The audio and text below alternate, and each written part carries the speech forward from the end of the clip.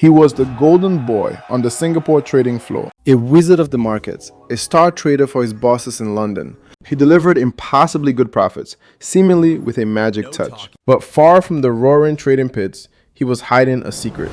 A secret that began as a tiny mistake and spiraled into a billion-dollar disaster. This secret was buried in a single hidden account. An account that would bring a 233-year-old financial empire to its knees. This isn't just the story of a man who lost money. This is the story of the man who broke a bank. To grasp the scale of this collapse, you have to understand what was lost. This wasn't some new age startup or a risky crypto fund. This was Barings Bank, founded in 1762. Barings was a British institution woven into world history. It financed the UK's war against Napoleon. It funded the Louisiana Purchase, doubling the size of the United States. In fact, have you ever wondered how many modern companies are over 200 years old? Less than 1/10 of 1%.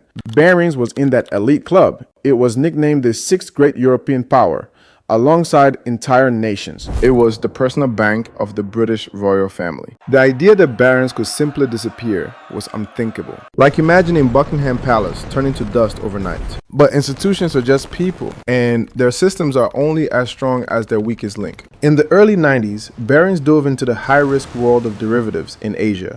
To lead the charge, they picked an ambitious young trader, a man who was the polar opposite of the bank's stuffy, old money image. His name was Nick Leeson, and he was about to become the architect of his doom. Nick Leeson wasn't born into wealth or power. He was the son of a plasterer from a working-class town. He didn't attend Oxford or Cambridge, but what he lacked in pedigree, he made up for with raw ambition. He worked his way up from a bank clerk to a trader at Barings. He was seen as bright, driven, and perfect for the chaos of the Asian trading floors.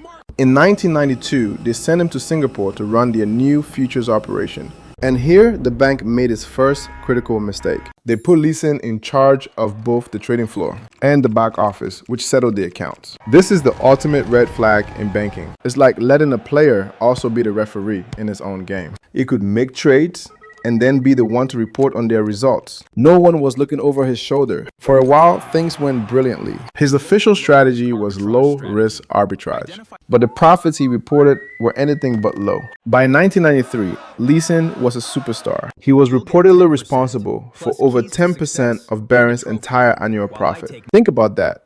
One man, in his 20s, generating 1/10 of the profits for a 200-year-old bank.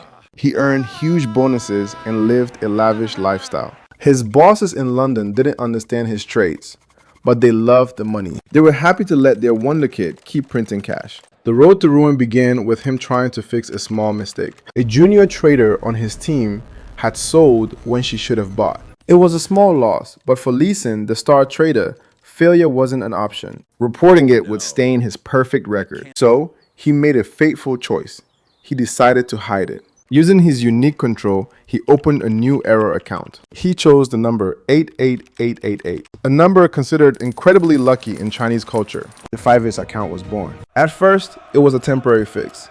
He'd make one winning trade to cover the loss. But what happens when the trade you make to cover a loss also loses? You dig the hole deeper. The 88888 account was no longer a temporary fix. It became a secret ledger for all his failures. To his bosses, his official record was a perfect string of wins. But in the darkness of account 88888, a tumor of debt was growing. Leeson's situation shows how one bad decision can force you into a corner. He was gambling to try and win back his losses, a path that almost always ends in ruin. The real solution for most people isn't to take bigger risks, but to increase your primary income. As a seasoned expert in financial markets, I show in my private Telegram channel, Easy Austin, how even with a small starting capital, you can generate additional profits comparable to your salary, which you can then safely invest for the long term. The link is in the description. Once you tell one lie, you need another to cover it. The 88888 account became Leeson's private casino. His real job was making massive unauthorized bets on the Japanese stock market. He was trapped in the gambler's fallacy. The desperate believe the next trade will fix everything. You lose $100, you bet $200. You lose that, you bet $400. By the end of 1994, The secret losses had swelled to over 200 million pounds. Hiding a hole that big required incredible fraud. He falsified records and created fake transactions.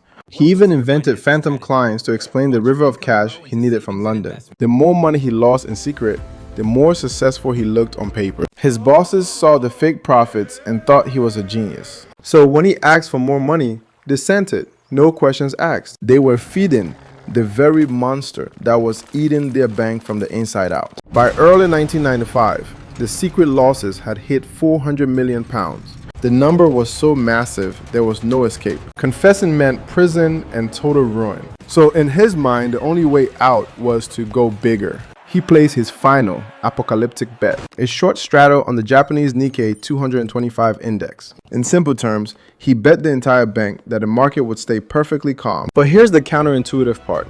In options trading, betting on nothing to happen can be the riskiest move of all.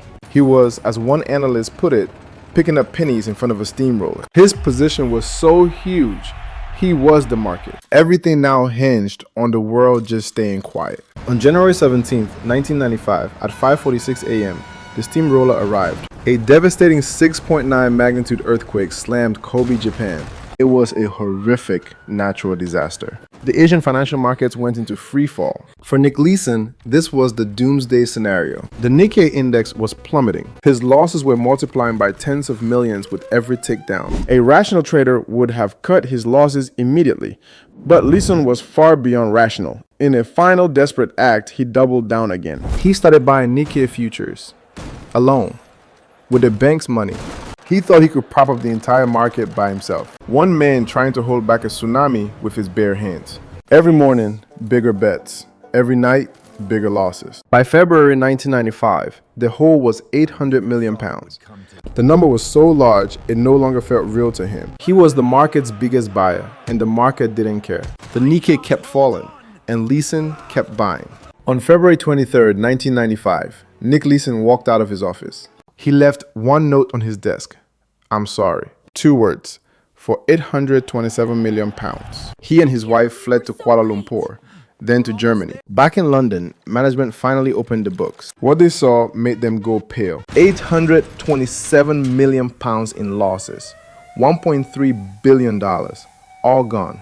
The entire bank had less money than that. Barings Bank, 233 years old, was insolvent overnight.